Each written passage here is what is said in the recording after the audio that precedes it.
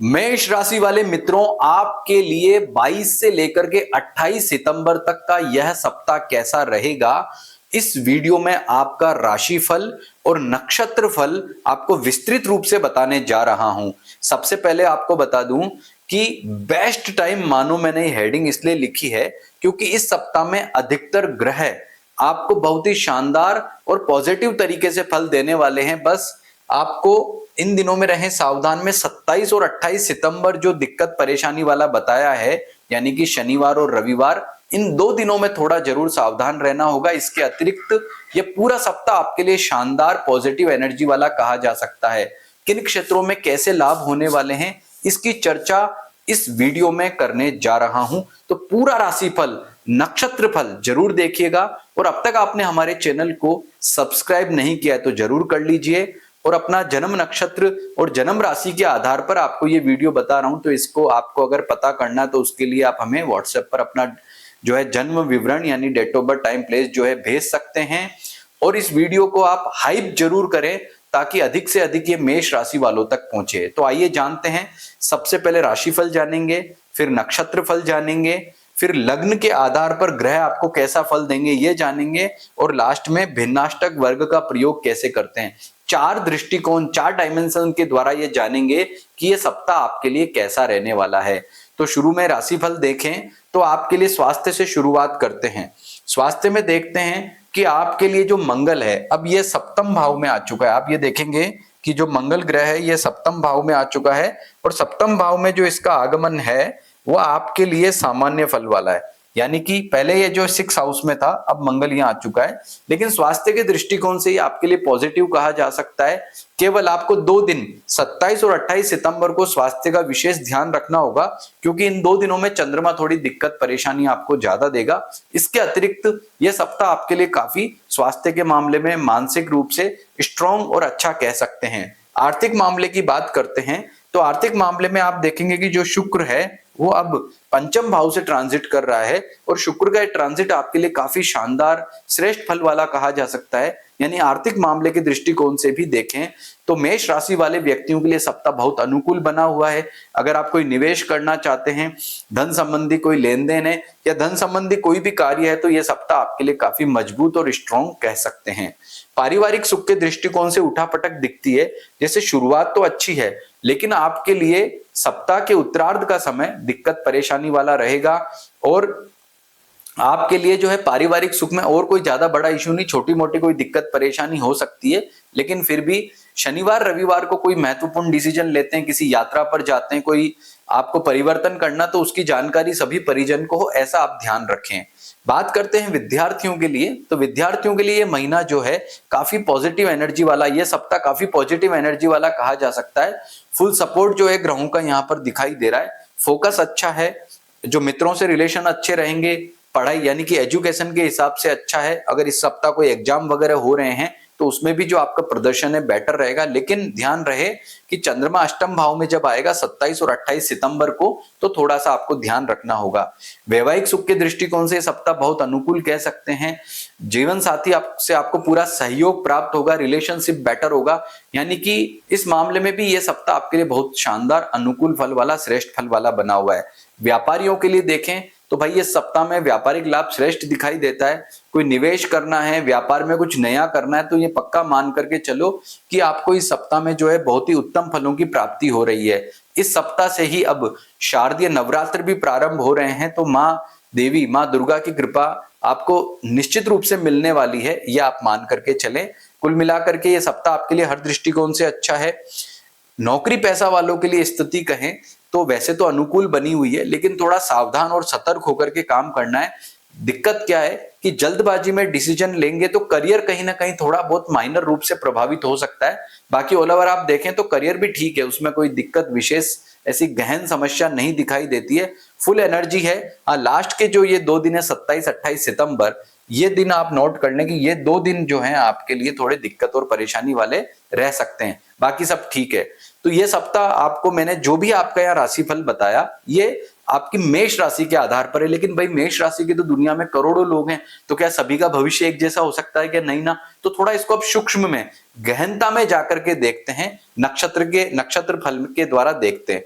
तो जो भी मेष राशि में जो व्यक्ति जन्म लेता है उसका अश्विनी, भरणी और कृत्तिका ये नक्षत्र होता है। तो हम देखेंगे कि मघा, पूर्वा फाल्गुनी और उत्तरा फाल्गुनी इन नक्षत्रों के कर्म नक्षत्र हैं, और मूल, पूर्वाषाढ़ा, उत्तराषाढ़ा जो है इनके आधान यानी भाग्य नक्षत्र हैं।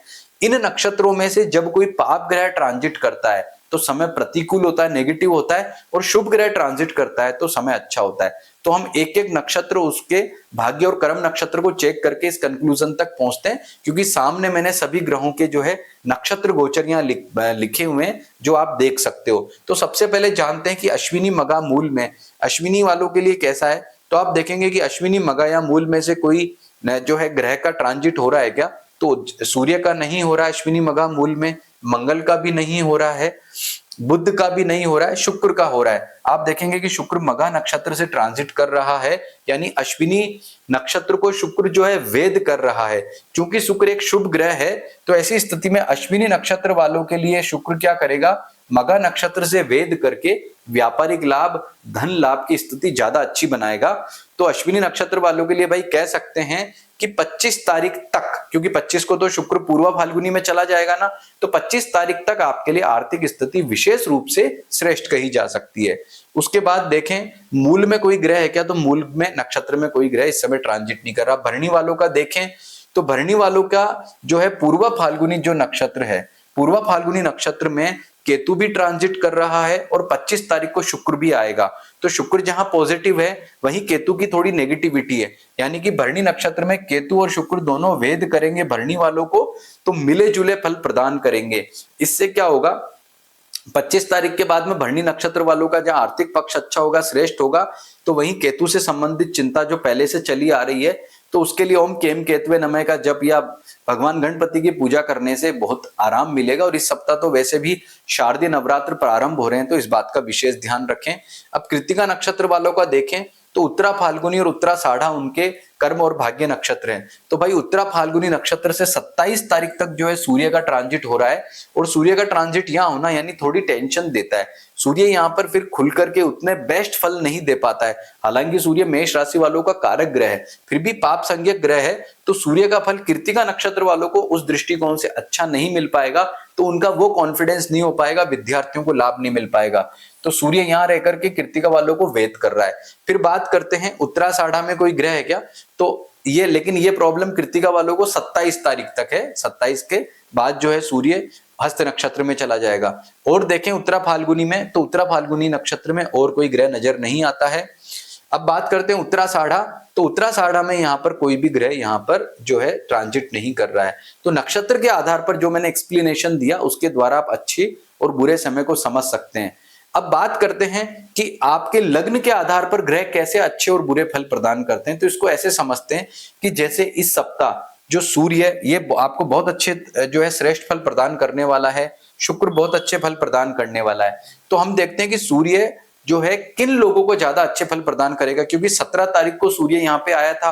तो सूर्य जिनका कारक ग्रह होगा, जिन लग्न वालों का, क्योंकि लग्न अलग होता है और राशि अलग होती है। कई लोग तो क्या करते हैं, राशिफल जो बनाते हैं ऐसे लिख देते हैं कि लग्न या राशि के आधार पे जाना है। ऐसा बिल्कुल नहीं होता, क्योंकि राशिफल भारतीय ज्योतिष के अनुसार हमेशा आपकी जन्म राशि से देखा जाना चाहिए, और लग्न से उसके कॉम्बिनेशन को देखते हैं। ये कैसे देखते हैं? जैसे प्रत्येक ग्रह को आप चेक कर सकते हो कि कोई भी कारक ग्रह जो होगा वो शुभ भाव में गोचर करके अच्छे फल देगा, इसकी पहली कंडीशन होती है।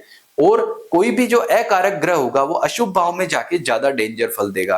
तो हम देखते हैं कि सूर्य जो कि बहुत ही शानदार तरीके से फल प्रदान कर रहा है, वो किस किस लग्न वालों के लिए कारक होता है। तो आपकी मेष राशि है, लेकिन अगर आपका लग्न मेष है, सिंह है और धनु है, तो सूर्य कारक ग्रह होता है इन तीनों लग्नों में, तो सूर्य आपको ज्यादा अच्छे फल, श्रेष्ठ फल प्रदान करेगा। ऐसे ही शुक्र की बात करें, शुक्र पंचम में बहुत अच्छे फल प्रदान कर रहा है, लेकिन शुक्र किन किन के लिए कारक ग्रह होता है? तो भाई वृषभ लगन वालों के लिए होता है, मिथुन वालों के लिए होता है, कन्या वालों के लिए, तुला वालों के लिए, मकर वालों के लिए और कुंभ वालों के लिए। इन 6 राशियों का लग्न लग्न आपका है तो शुक्र कारक ग्रह वो ज्यादा अच्छे फल देगा।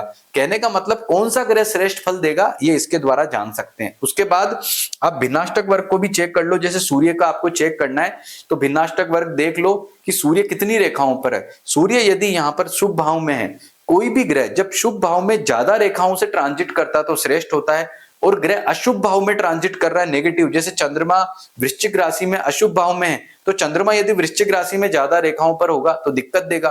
तो अशुभ भाव में ग्रह गोचर करे तो कम रेखाओं पर होना चाहिए और शुभ भाव में गोचर करे तो ज्यादा। यानी कि सूर्य यहाँ पर यदि 5, 6 या 7 रेखाओं पर होगा आपकी जन्म पत्रिका के सूर्य के भिन्नाष्टक वर्ग में, तो सूर्य आपको ज्यादा श्रेष्ठ फल प्रदान करेगा। तो ये अपनी कुंडली चेक करके खोल करके आप देख सकते हो। तो ये तमाम जानकारियों से मैंने आपको बताया कि ये सप्ताह आपको कैसा रहने वाला है, किस प्रकार आपको ज्यादा और उत्तम फलों की प्राप्ति होने वाली है।